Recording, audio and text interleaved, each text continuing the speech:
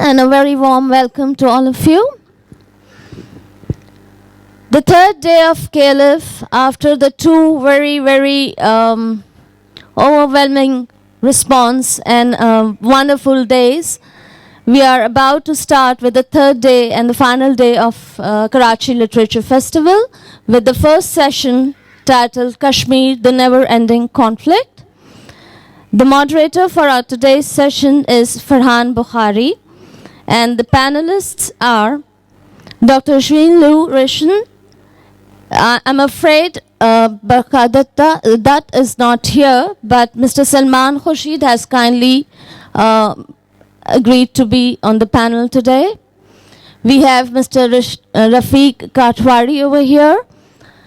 Just a brief introduction of Mr. Farhan Bukhari.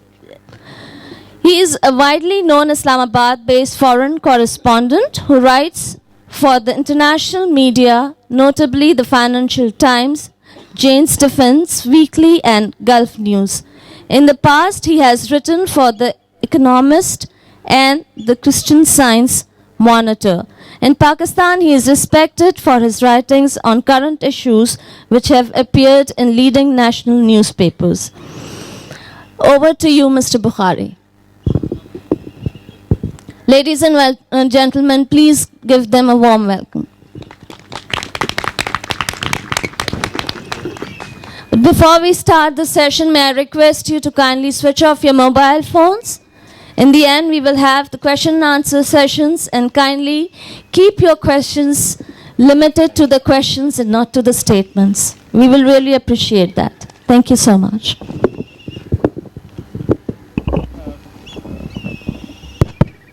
Assalamu alaikum and a very good morning to all of you. Today's topic, first topic of the day, is something that figures prominently in our press both in India and Pakistan, and it's about Kashmir, the unending conflict. An issue that we have lived with for almost 7 decades now. This morning, I've been joined by a very illustrious panel, the right set of people who hopefully can, between themselves and later with the audience, can trigger a productive, intense discussion on this subject. First on my list is Jean-Luc Racine, who's joined us from Paris. He's a well-known intellectual. Then we have Mr. Rafiq Katwari. I hope I've got the pronunciation right. You did. He's a well-known poet from a Kashmiri background, presently in the US, based in the US. And last but not the least, I'm very grateful to Mr. Salman Khurshid, an eminent legal professional from India, former Foreign Minister of India, a man who needs, in this part of the world and certainly other parts of the world as well, who needs no introduction. With those few words, let me begin from Mr. Salman Khurshid, and as I said earlier on, last but not the least on my list. Mr. Khurshid, from the time that you were the Foreign Minister of India to where we stand today, are you more optimistic about the ability of India and Pakistan to push ahead with an eventual resolution? And what would it take? You've seen it from the other side. You've been a practitioner of foreign policy. Well, I think there are two dimensions. On one, I feel optimistic. On another, I'm not so optimistic. And the two dimensions essentially are that I have it on good authority from top leadership here in Pakistan that there is a wonderful mood change amongst the young people, and demographically both India and Pakistan are becoming very young countries, and the youth of Pakistan are looking for something quite different from what the previous generations were focused on. And I think to a large extent this is also true about India. There were people who were either genuinely traumatized by partition or who made it an industry out of partition and Kashmir to continue the conflict. And the youth are refreshingly different, but unfortunately at the same time, perhaps little uninformed about the backdrop and the background and the complexities that it involves. On the other hand, my lack of optimism is about the nature of leadership that we today have.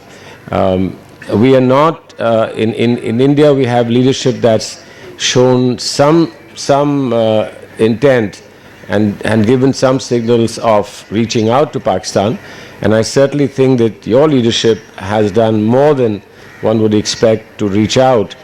But there is a gap somewhere, and unfortunately, I wasn't a fly on the wall at Ufa and Lahore to know what exactly transpired between the two prime ministers. But certainly there is something more that we need to know. The follow-up of those so-called good meetings doesn't seem very promising. So I think it's a little bit of kam si kam sa. It's a wait and watch rather than a position in which one can give a clear idea as to where we stand. Mr. Katwari, you come from a Kashmiri background, although in the US right now, but given that you probably know more about Kashmir than many other people, what is your sense on the popular mood, the popular opinion in Kashmir itself? Thank you. It's a privilege to be included in this panel, although we're missing the star-studded TV anchor. I'm on Twitter as Brown Pundit. So if you give me a follow, I'll follow you back. That's Brown Pundit. Okay. I'm not an established analyst on Kashmir or a seasoned diplomat.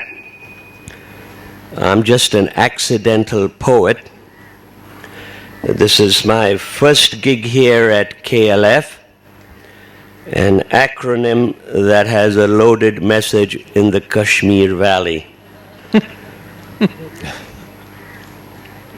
I've just launched a collection of my poems, In Another Country, published by Dora Press, Doire, in Ireland. It's available here at Liberty or on Amazon. My collection is about my mother, and this is bringing me back to this panel.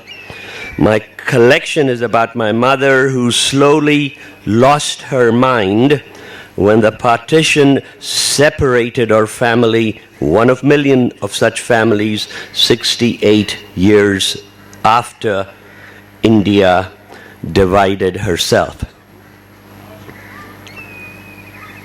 68 years later, both Pakistan and India continue to delude themselves about Kashmir, and I'm speaking purely as a Kashmiri, not as an American, which I haven't adopted citizenship, or as an Irishman where I have permanent residency. Islamabad says Kashmir is Pakistan's jugular vein. And New Delhi says Kashmir is India's integral part. We Kashmiris say, give us a freaking break. Leave us alone. And to echo Shakespeare, a plague on both your houses. I am party number one. You decide whether you want to be party number two and who wants to be party number three.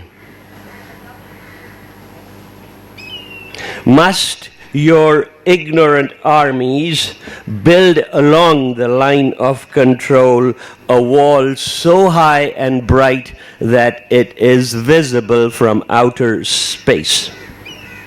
You know well, we all know well, that before we build walls physically, we build them mentally.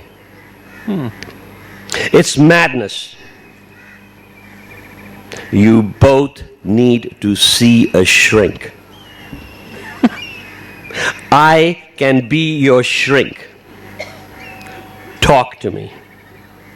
I can help you manage your delusions.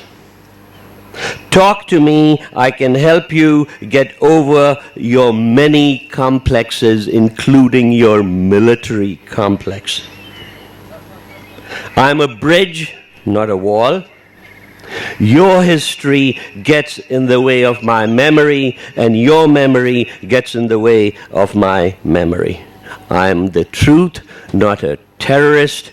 Truth is a terrorist. Please talk to me. That's part of what I wanted to say, and I'm going to give it over to Jean-Luc.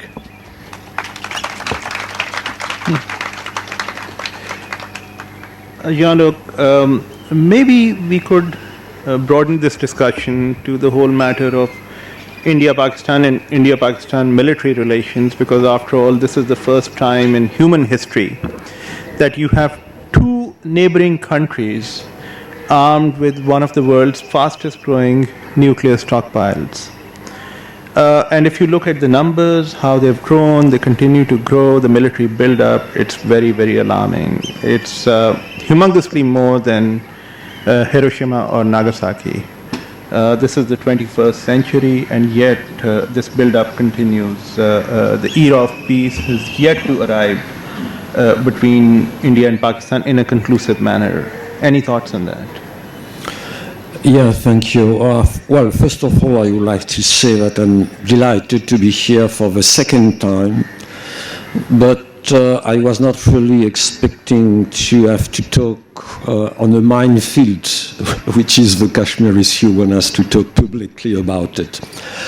If we try to see from outside, and of course looking at issues as intricate from outside, means that we have to do it with a real modesty.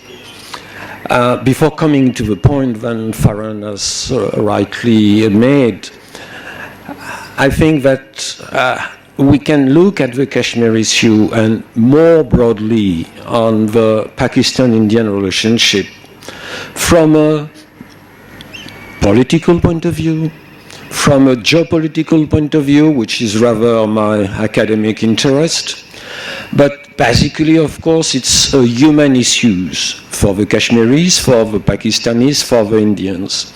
And as long as we think about it as a human issues, we have to rely as much to novelists and poets, as Mr. Katwari has just shown us what this kind of thinking can bring to us, than as diplomats or academics. This being said,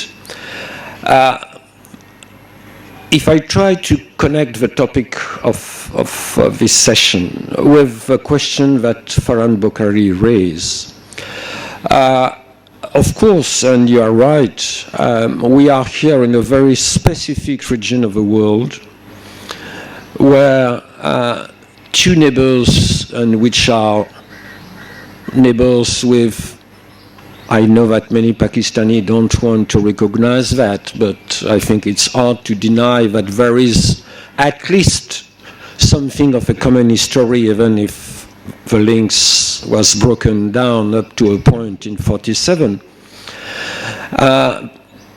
But looking both at the Pakistan-Indian relationship and the Kashmir issue, I think, and the military dimension, I think it's in the news this morning that there was a piece, I would say, not really hawkish, but saying, you see, the French have decided to sell fighter planes to India, and there is an agreement for building nuclear or civil energy plant, and this is most unfair, and Pakistan has not its due. And referring precisely to the question you raised, saying that the two countries are highly militarized, the author went as far as to suggest that if the Kashmir issue were to be solved, Pakistan and India could sign the Non-Proliferation Treaty,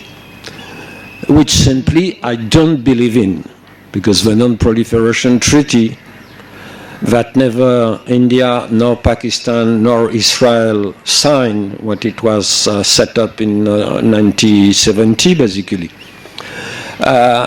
If you sign it, you have to say goodbye to nuclear weapons. And it's clearly not the path which is followed both in New Delhi and in Islamabad. And you can, in fact, note down that I'm not an expert on nuclear weapons, certainly not, but there is a feeling in those who are supposed to be in the know that now the Pakistani arsenal is larger than the Indian one. The gentleman who wrote this piece in the news today was so making the classical link between Kashmir and the rest. But we hear also some Pakistani voices saying that, well, even if the Kashmir issue was solved, there would still be problems between India and Pakistan. I would tend to believe that it's not the most common vision. This being said, we have to think in terms of militarization of the two countries, that it's not just a bilateral relationship. It's a triangular relationship. You cannot understand India defense policy if you don't take China into consideration.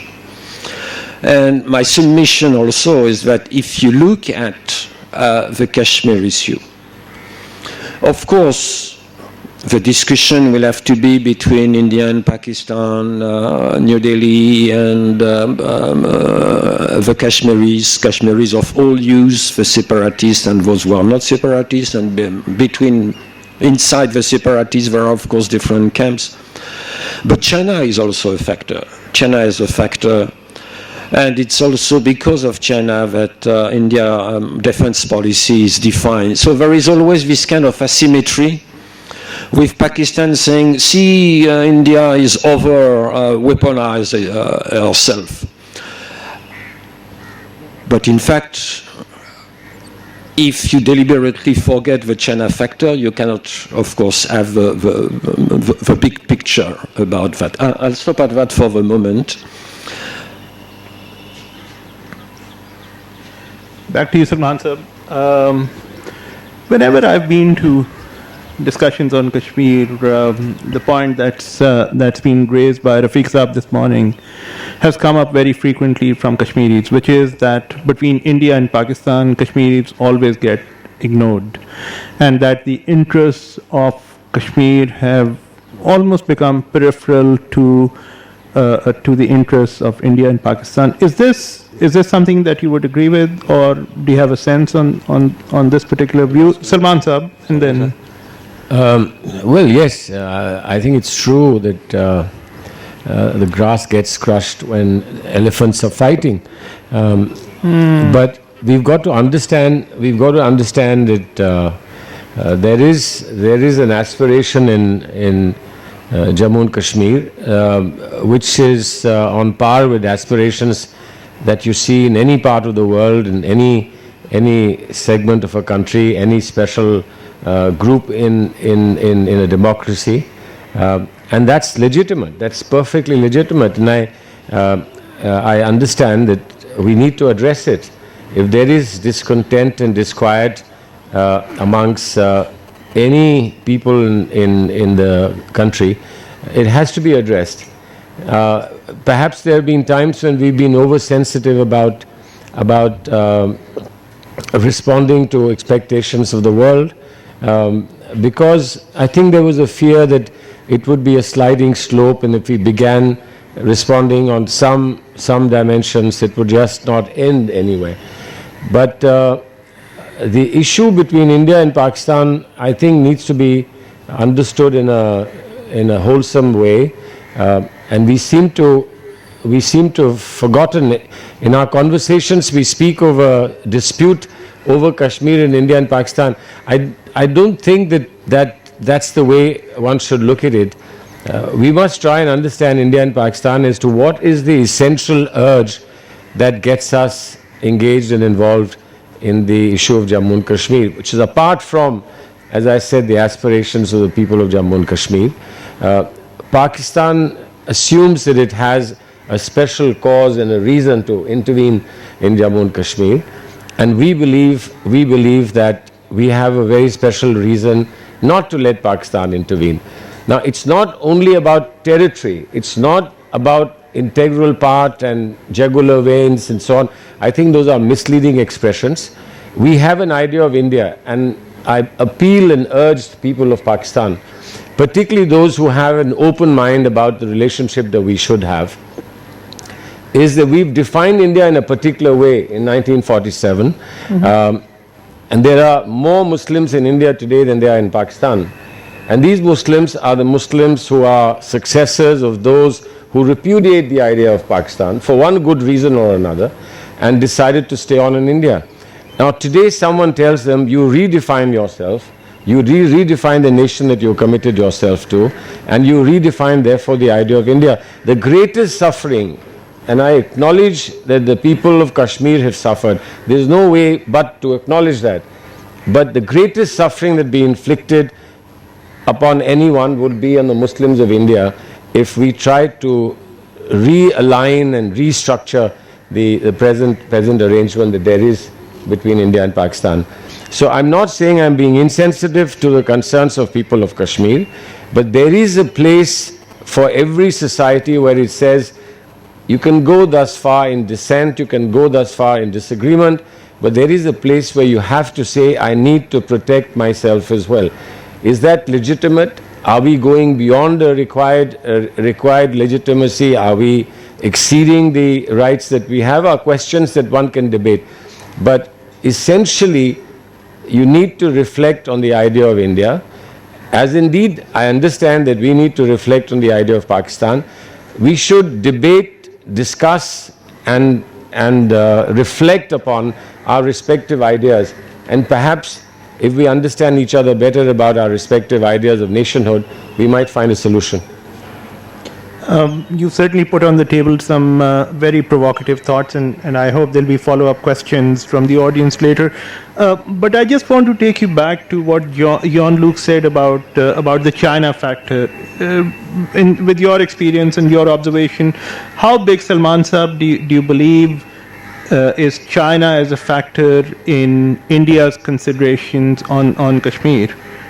Well, it's a terrible irony that purely in strategic terms, if we had a real threat, it would be from China, because they have a much larger army, they have a much stronger economy, they have their own reasons to dispute the line of actual control.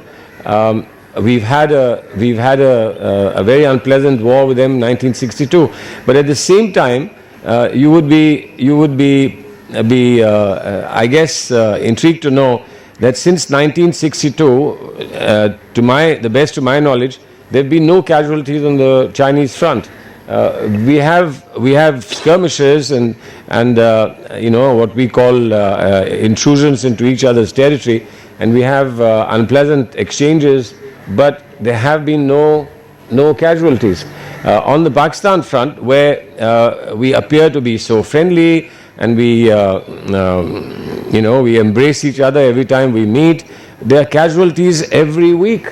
Both casualties at the line between the two armies or paramilitary forces, and casualties also of a civilian nature, which are inflicted by the so-called non-state actors. So it's a very complex situation. Of course, China is important, and we treat China as an important potential partner. It's the largest trading partner that we have today, but there are difficulties with China. I'm not quite sure that China can help us resolve fundamental difference with Pakistan, that we need to do ourselves together. And I believe that it's possible. It may not happen in our generation. Mr. Katwari is has a close connection with Ireland.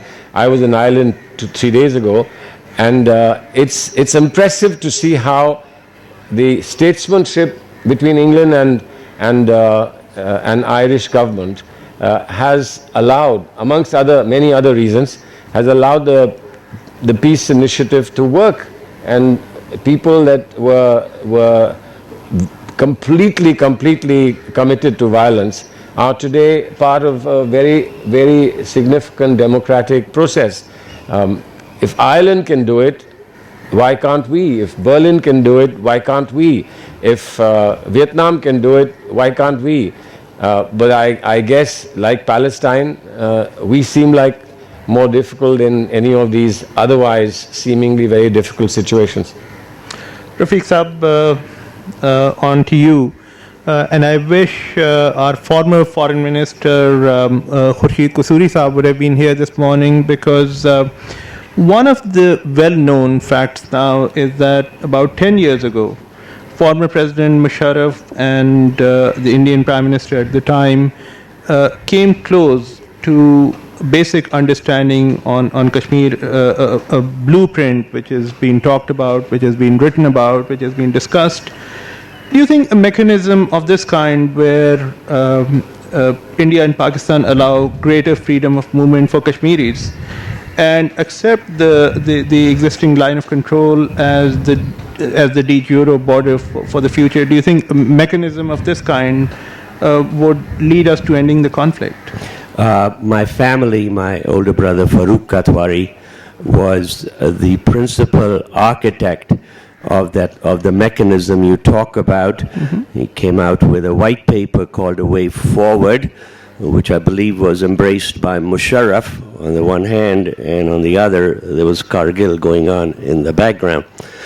But then that's about Farooq. What can we do what 3 steps can we take to make it easier for people to cross from one side of this line of partition to the other, so that they can themselves see the similarities are greater than the differences? Now, I went through a horrifying process in New York to get a visa to come here to the Karachi Lit Fest, and if it wasn't for the excellent team that Amina Sayyed had, I wouldn't be here. One of the things that India and Pakistan put people like myself, put us through these loops, is they have this visa regime in which, for instance, the Pakistani have a column for blood type. And I've been through many doctors and have many general health examinations, but I've never known my blood type. I was tempted to put down whiskey, but then I said, I'm coming to the land of the pure, so it may not go over well. But it's these types of things that if Pakistan can do it, Indians say, oh, we can do something better.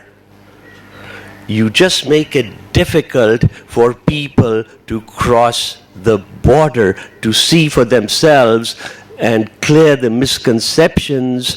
That's one thing that has to happen, a free flow of people. Let Lollywood go to Bollywood, let Bollywood come to Lollywood, let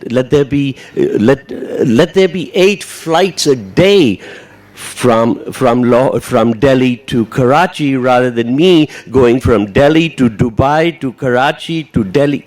Crazy. Totally. But that was because of PIA. No, not just PIA. I mean, you got 1 flight a week, and PIA stands for pray immediately to Allah. Anyway. The other thing we can do is cultural exchanges. Let the Karachi Lit Fest have a branch in Bombay, and you'll see the similarities. What does a Kashmiri entrepreneur want?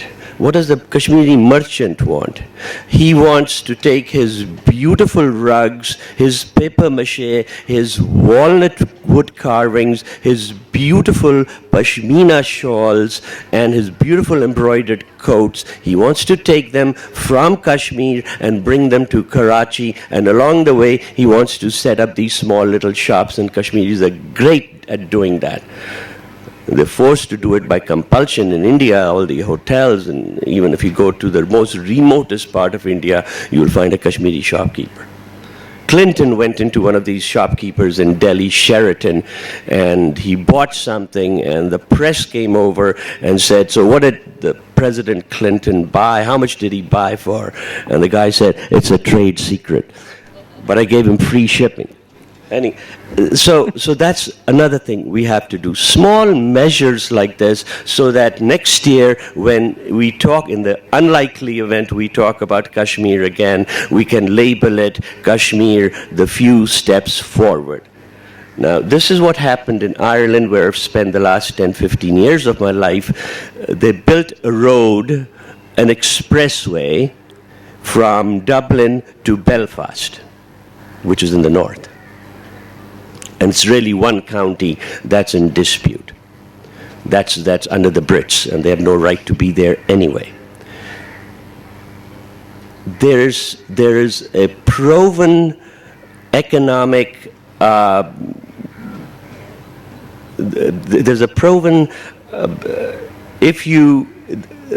economic unification brings forth a political unification. That's why Chinese and the Gwadar movement and the rebuilding of the Silk Road are so important. I'm all for it. Even though some of the dissidents in Kashmir say, oh my God, Pakistan has no right to call them northern territories and then cede them to China and all that kind of stuff. That's bullshit.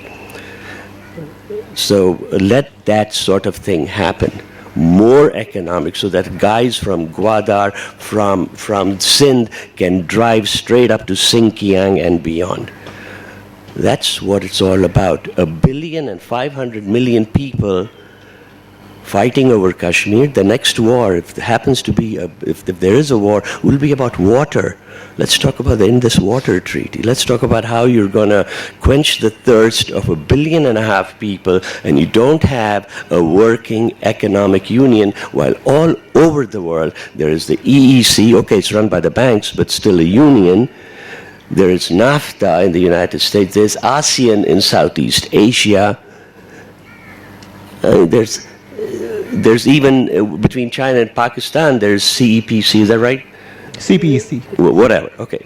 But what is India and Pakistan? There's 1.5 billion people. We are one. Why isn't there some sort of an economic process that allows these things to happen? And that's probably the only way forward. That'll cut across. Let the Baniyas from Gujarat come and meet the feudal lords over here. Money has no religion. I mean, the Bushes were sleeping with the Saudis, and the Saudis were sleeping with the Israelis. I think Northern Ireland situation got solved when they paid off Mr. Paisley, whatever it was, £1 billion or so. So I hope that's helpful. Thank you. And finally, before we open the floor to questions, Jean-Luc, you're from Europe, and we've heard references to Ireland, the Irish Accord. Was it that simple a matter of Mr. Paisley allegedly being paid off, or were there other factors, other issues, which made the process successful and different from what we're looking at in this part of the world? Well, of course, the reference to the Northern Ireland independent movement is relevant, but nothing can be duplicated. And it would be the same for the Franco-German reconciliation, which may come up during the Q&A. We can always learn lesson, and here, of course, we have with us a top diplomat, but we can always learn lessons from how negotiations are conducted. But of course, there is a big difference between what happened between London and Belfast on the one hand, and the Kashmir issue as it stands right now and for decades, is that here you have two countries which have a long history of mistrust, who are debating upon a third area which is cut in two by the LOC. So in fact there are three, if not four, players. India, Pakistan, people from Jammu and Kashmir Indian side, and people from Azad Kashmir and Gilgit-Baltistan, where some people are unhappy also with the Pakistan rule. So the situation, I would tend to say, is much more intricate than the kind of, up to a point, I'm speaking under the control of Mr. Katwari, the Northern Ireland issue was mostly bilateral, Dublin being a part of the game, but more, I think, on the sidelines. And this is why also sometimes it's very uncomfortable, as far as I know, for Kashmiri leaders, that they feel sometimes to be stuck not only between themselves, those who want this line, those who want another line. Let's take, see about how the Hurriyat has divided itself, for instance, just to confine myself to what's happening south of the line of control. But sometimes they feel that they are just stretched between Delhi and Islamabad. So the situation is certainly much more difficult than what it was, but certainly the pattern which has been followed after the harsh repression of Irish movement, the pattern of negotiation, the process, the time taken for trying to build, if not trust, at least enough trust for being able to move forward, that is something that we can take a leaf from the story of Northern Ireland. Thank you very much. I think we can move on to questions now. The people with microphone, आप हैं और कौन है? You got one. Okay. And then next, this gentleman. Thank you. Mr. Salman Khurshid, as you said, that we should redefine ourselves. So, I'm sorry for asking a very straight question. So, can we look beyond jugular vein and integral part? I mean, how is it possible if we consider the third option, that is in independent state? Well, you're jumping to a conclusion that obstructs reflection. I think we shouldn't have foregone conclusions. Should have a reflection on why are we doing this. If India and Pakistan are friends, there's going to be an amazing growth in both countries. We could combine our talents and we could combine in terms of economic potential to do amazing things. And hopefully the peace dividend that would come would add to the GDP growth automatically in both countries. So if we keep that as our objective and then begin to reflect as to why we are fighting, it's a combat that we've forgotten the reasons for getting into battle, and we are just fighting, and it's going from an event to event rather than the larger picture as to why we got into this. Things have changed for Pakistan dramatically, and in ways that might give Pakistan reasons to complain. Pakistan of today is not the Pakistan of 1947. We all know it. And India has changed in many ways dramatically. And I think it's important that we see for ourselves a cause in the success of Pakistan, as Pakistan should see for itself a cause in the success of India.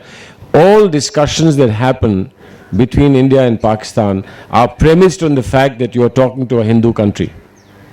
India is not a Hindu country. If you just accept this, that India is not a Hindu country, perhaps perceptions will change. And many of the people who attack Pakistan in India as a surrogate of attack on Muslims. And you must understand that those are the people who have to be undermined in India. And similarly, people who want India and Pakistan to continue fighting have to be undermined here. And if that's possible, we'll succeed. I will say about Northern Ireland, one thing that I asked them about the peace process was that what is the most important factor? And many people said to me, many people said to me, one important factor is that we weren't in a hurry. It took us 25 years. In India and Pakistan, every leader thinks, I will go on a visit, and when I come back, I'll say we've got peace. That's not the way it works. Bito samne sir.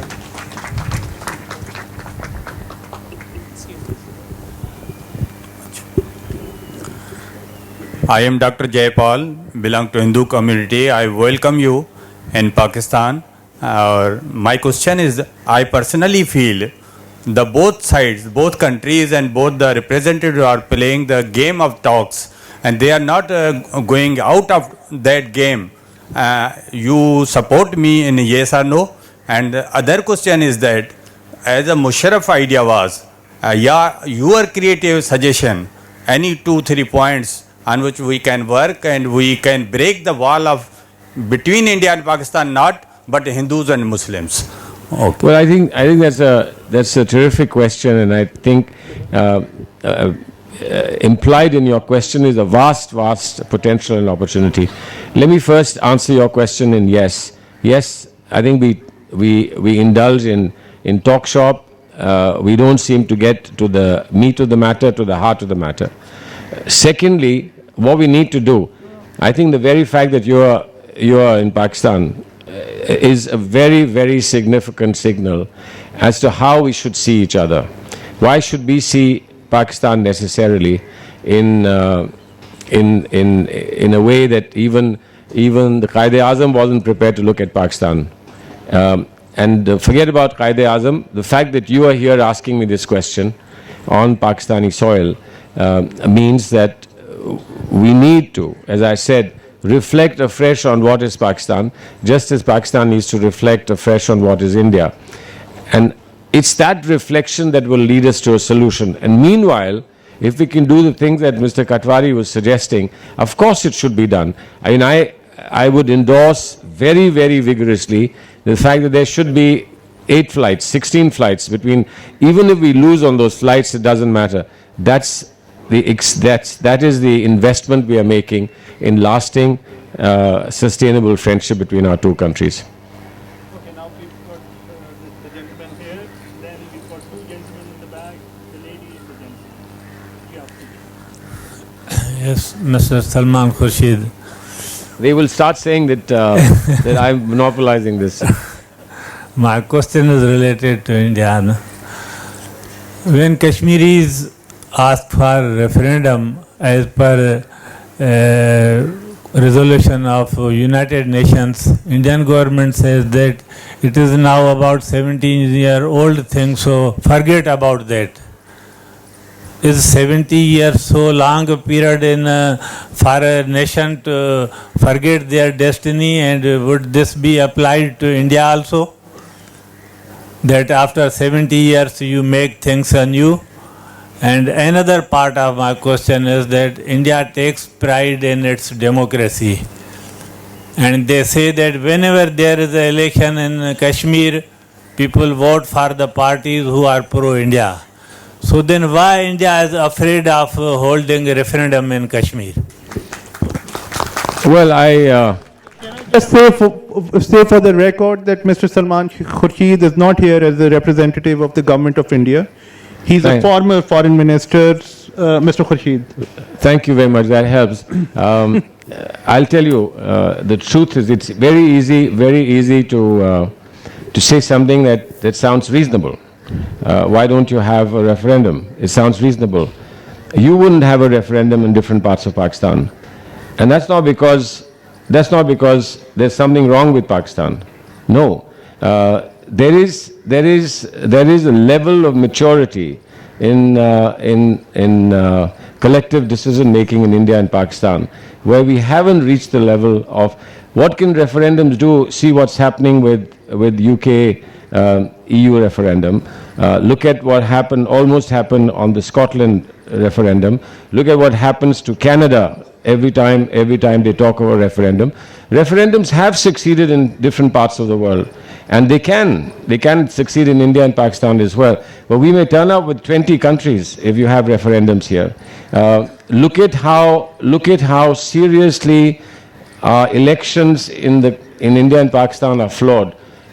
Flawed not by the fact that there is something wrong with us, but because we haven't yet reached the level of maturity in our democracy that we could understand what we are voting for. And there are some very peculiar things in democratic thinking.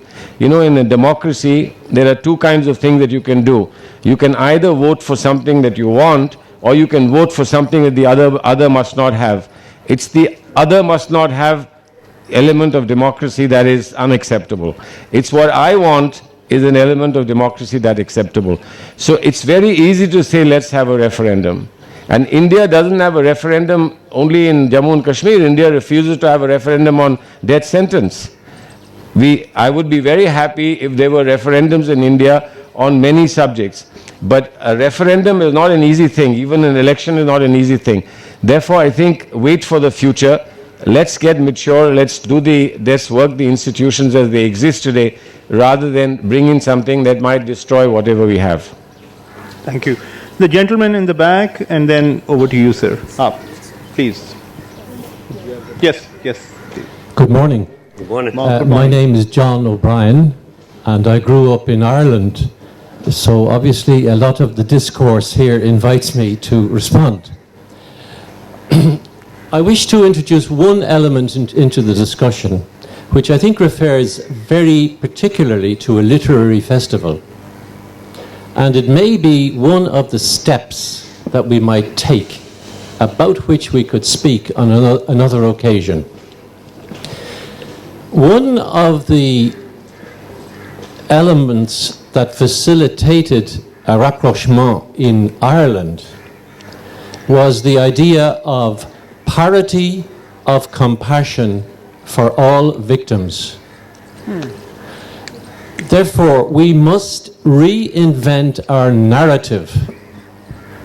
We must say goodbye to narratives in which our victims are victims, but the other person's victims are all militarists and violent perpetrators and attackers. I suggest that this is an ethical point.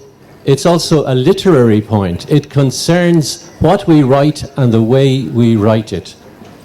And I would appeal to an audience such as this, which is, relatively speaking, a meeting of intellectuals, to refashion the narrative and to write the narrative with parity of compassion for the victims on all sides. Thank you.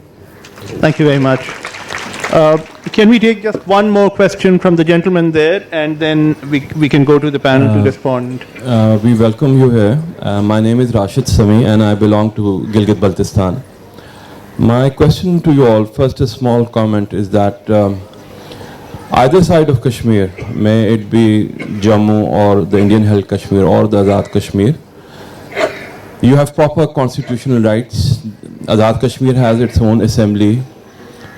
In India, Jammu and Kashmir have their own assembly and are represented in the parliament. But we in Gilgit-Baltistan are the only victims who do not have constitutional rights. We are not province of Pakistan. We are termed disputed. Whenever nationalists put up a slogan, they are termed as Ghaddar or whatever. The problem is, even now, when the CPEC is taking place, the China-Pakistan Economic Corridor, we are being ignored. All the 41 billion or whatever, it starts from Punjab or upper KPK, and we are ignored. Even India does term Jammu and Kashmir as the integral part, but unfortunately, Pakistan, whenever, may it be the ministers, may it be the parliament, they term us as a disputed area. So my question to you all, is there a possibility of somehow getting Gilgit-Baltistan into some political framework, and may the international community get involved and get us out of this mess? Thank you. Thank you. Jean-Luc, I think you'd like to respond to this first. Yes, well, I think, of course, that you raise a point which is extremely important. And when we look at that from outside, you know, by training, I'm a geographer. So I'm looking at maps. And when you look at maps about Kashmir as a whole, it's sometimes extremely confusing. And this is why amongst the 4 points of the Musharraf project, which has been debated upon with 2 successive Indian prime ministers, one of the points was about which area we are taking from. And Mr. Kasuri reminded that there was a debate within the Pakistani decision maker. What about Gilgit-Baltistan? Is Gilgit-Baltistan to be separated from the debate between Jammu and Kashmir, Indian side, or Azad Kashmir, or not? And look at a book, I just saw it at the bookshop here, by Abdul Sattar, the former Pakistan Prime Minister, about Pakistan foreign policy for decades. There is a map at the beginning of the book, and on the map, Gilgit-Baltistan is seen as a part of Pakistan, not a part of a contested territory. And you do remember, perhaps, that I made a point about the Chinese dimension about Kashmir. It's not just about the question that the Chinese are controlling Aksai Chin beyond the Himalaya, but which is contested by India because at the time it was part of the Maharaja kingdom. If I'm not wrong, but it's something which ran the news for 2-3 days and then finally disappeared. It seemed that Beijing has suggested to Islamabad to revise the status of Gilgit-Baltistan, precisely linking the necessity of more clarity for really developing the China-Pakistan economic corridor. So immediately when the report came in the medias, there was a strong protest by the government of Azad Kashmir, and there was a strong protest by Yassin Malik from the GKLF saying, well, you cannot trade or historical rights just for the sake of trade. And of course, it's a very important question because if you look at Gilgit-Baltistan as something, if I'm not wrong, but really what surprised me is that after 2-3 days, such an important issue has disappeared from the news. But of course, if Gilgit-Baltistan was to send 2 or 3 MPs to the assembly in Islamabad, then it's no more contested.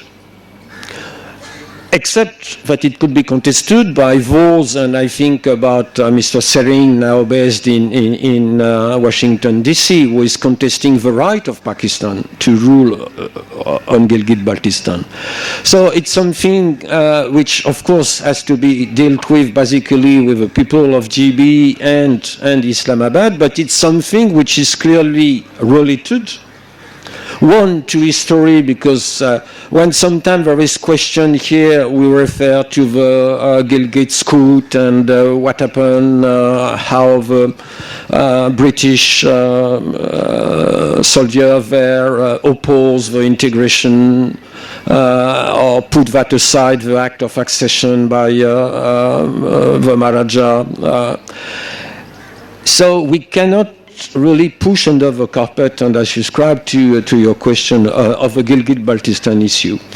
And I would look with deep attention to see if the question will be revived, because it's clearly a point which has a great importance as far as the future of a possible negotiation between India and Pakistan on the one hand, but also, as I said in a previous comment, the various shade of people from Kashmir. You cannot escape from those questions. Thank you, John Luke. We just have time for two last questions. The lady there, and then over to you, ma'am. My question basically was, India is obviously a brick. It's a country which is huge in its potential. It's become an economic powerhouse. With Modi having come into power, he filled up the Madison Square Garden, which so far only David Bowie or Adele most probably can do. So, does it really matter anymore if India tries to make peace with Pakistan? Is Pakistan that important, regardless of the Kashmir conflict? Is Pakistan that important anymore compared to what the superpower house that India has become? Does it matter if they make peace or don't? Like, we can be ignored, it seems now. Salman sir, would you like to take that? No, I think that would be very myopic for India if we thought of Pakistan as being irrelevant. Pakistan has its own place in the world, and let's not forget that there aren't hundreds of nuclear powers in the world. Pakistan is a nuclear power, and therefore it's got to get the importance that a nuclear power in the world gets. But more than being a nuclear power, I think it's a part of an incomplete and an unfinished story about the subcontinent. There is a sense of incompleteness on both sides, on Pakistan's side and on the Indian side. The content may be different, but there is something that remains incomplete. And I think that we ourselves, how we define ourselves, would not be complete unless there is peace with Pakistan. We've got to live in peace.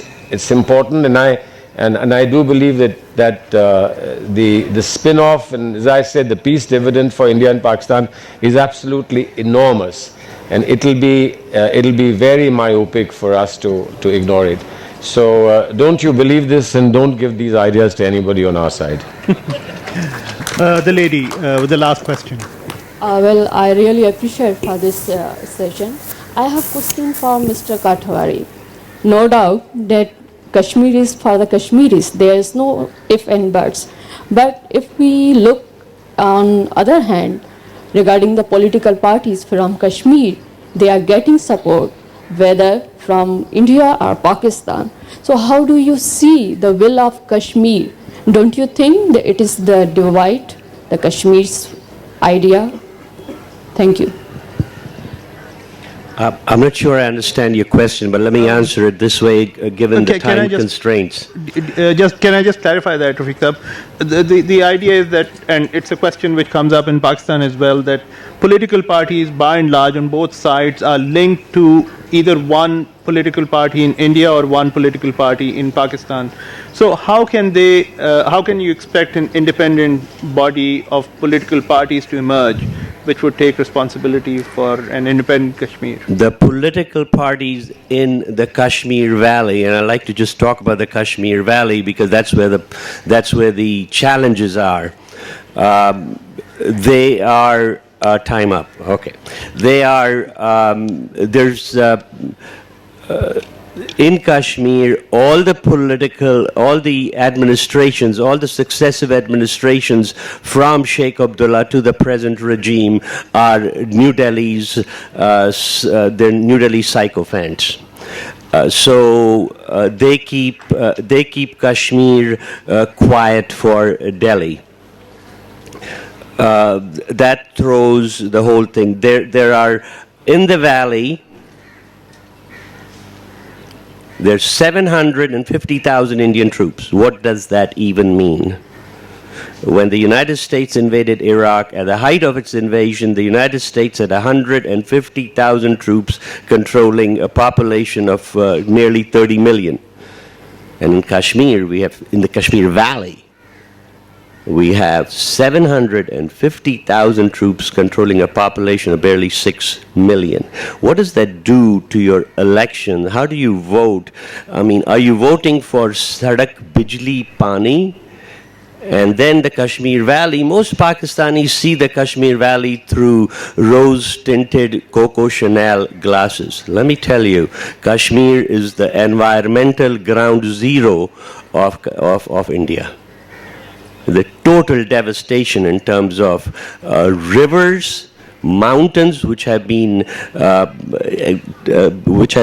sort of bulldozed through to build that wall I was referring to earlier on. So you have to see the reality in Kashmir. How can there's somebody asked a question. The debate has already begun. Okay, it's just begun. You should look at these things. There's some really intelligent essays here, but we're not looking at it. We're looking at very small steps. We're looking at cultural exchanges. We're looking at building a road. We're looking at 8 flights a day from Srinagar to Rawalpindi to wherever. These are the small steps that will clear so many misconceptions about about the question you asked, the question somebody else asked. Let there be a free flow of, let there be a cultural enrichment. Let there be a cultural flow. You will see the benefits. So that next year when we are here, we can talk about not just endless dispute, but 1 step forward, 2 steps back. Right? Is that right? Or was it 2 steps forward, 1 step back? Well, hopefully 2 steps forward and none backwards. Yeah. Thank you. In an ideal situation. Gentlemen, thank you very much for joining us on this panel this morning. Fascinating, interesting subject. We could have gone on for another few hours and still not arrived at consensus. Over to the next panel which follows this discussion. Thank you very much. Thank you, Mr. Bukhari, for moderating this session, and a big thank you to our panelists as well. Ladies and gentlemen, our next session, Love, Longing and Exile, will start after 15 minutes, which is 11 past 15.